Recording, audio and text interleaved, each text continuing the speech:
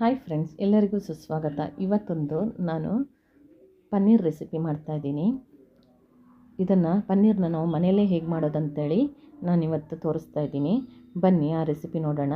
ನಾನಿಲ್ಲಿ ಮೊದಲಿಗೆ ಒಂದು ಪಾತ್ರೆಗೆ 2 ಲೀಟರ್ನಷ್ಟು ಹಾಲು ಹಾಕೋತಾ ಇದ್ದೀನಿ. ಹಾಲು ಹಾಕ್ಕೊಂಡು ಇದನ್ನು ಬಿಸಿಯಾಗಲಿ ಇಡೋಣ. ಹಾಗೆ ಇನ್ನೊಂದು ಬೌಲ್ಗೆ ನಾನಿಲ್ಲಿ ಒಂದು 3 ಟೇಬಲ್ ಸ್ಪೂನ್ನಷ್ಟು ನೀರು ಹಾಗೆ 3 ಟೇಬಲ್ ಸ್ಪೂನ್ನಷ್ಟು ವಿನಿಗರ್ ಹಾಕೋತಾ ಇದ್ದೀನಿ. ನೀವು ವಿನಿಗರ್ ಬದಲಿಗೆ ಲಿಂಬೆ ರಸನೂ ಹಾಕೋಬೋದು. ಇದನ್ನು ಒಂದು ಸಲ ಚೆನ್ನಾಗಿ ಮಿಕ್ಸ್ ಮಾಡಿ ಪಕ್ಕಕ್ಕೆ ಇಟ್ಕೊಳ್ಳೋಣ. ಹಾಗೆ ನೋಡಿ, ಇಲ್ಲಿ ಹಾಲು ಬಿಸಿಯಾಗಿದೆ, ಚೆನ್ನಾಗಿ ಕುದಿ ಬರ್ತಾ ಇದೆ. ಇದನ್ನು ಒಂದು ಸಲ ಮಿಕ್ಸ್ ಮಾಡಿ ನಂತರ ವಿನಿಗರ್ ಮತ್ತು ನೀರಿನ ಮಿಕ್ಸ್ ಇದೆಯಲ್ಲ ಅದನ್ನು ಸ್ವಲ್ಪನೇ ಹಾಕ್ಕೊಂಡು ಚೆನ್ನಾಗಿ ಇದನ್ನು ಕಲಿಸ್ತಾ ಇರಬೇಕು. ಒಂದೇ ಸಲ ವಿನಿಗರ್ ಮತ್ತು ನೀರನ್ನ ಹಾಕ್ಕೊಳ್ಬೇಡಿ, ಸ್ವಲ್ಪನೇ ಹಾಕ್ಕೊಳ್ಳಿ.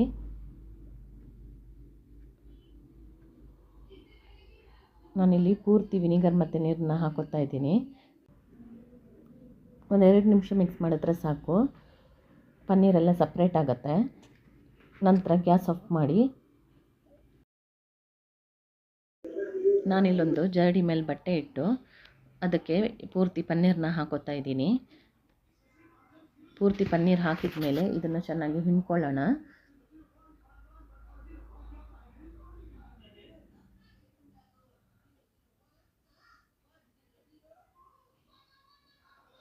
ಹಿಂಡ್ಕೊಂಡು ಮತ್ತೆ ಇದಕ್ಕೆ ಸ್ವಲ್ಪ ನೀರು ಹಾಕಿ ಮತ್ತೆ ಹಿಂಡ್ಕೋಬೇಕು. ಹಿಂಡ್ಕೊಂಡು ನಾನೀಗ ನೋಡಿ ಈ ಥರನೇ ಫೋಲ್ಡ್ ಮಾಡಿ ಇಡ್ತಾಯಿದ್ದೀನಿ.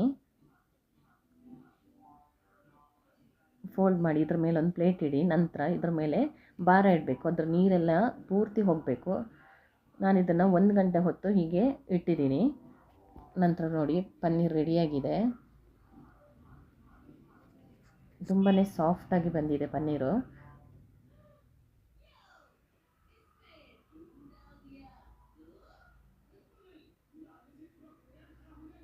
ಈಗ ಇದನ್ನು ಸಣ್ಣ ಕ್ಯೂಬ್ ಥರ ಕಟ್ ಮಾಡ್ಕೊಳ್ಳೋಣ.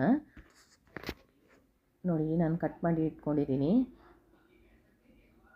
ನೀವು ಇದೇ ರೀತಿ ಪನ್ನೀರನ್ನ ಮನೆಯಲ್ಲೇ ಮಾಡಿ, ತುಂಬಾ ರುಚಿಯಾಗಿರುತ್ತೆ. ಈ ರೆಸಿಪಿ ನಿಮಗೆಲ್ಲ ಇಷ್ಟ ಆಗಿದ್ದರೆ ಈಗಲೇ ಒಂದು ಲೈಕ್ ಮಾಡಿ, ಶೇರ್ ಮಾಡಿ, ಹಾಗೆ ನಮ್ಮ ಚಾನಲ್ನ ಸಬ್ಸ್ಕ್ರೈಬ್ ಮಾಡಿ. Thank you for watching.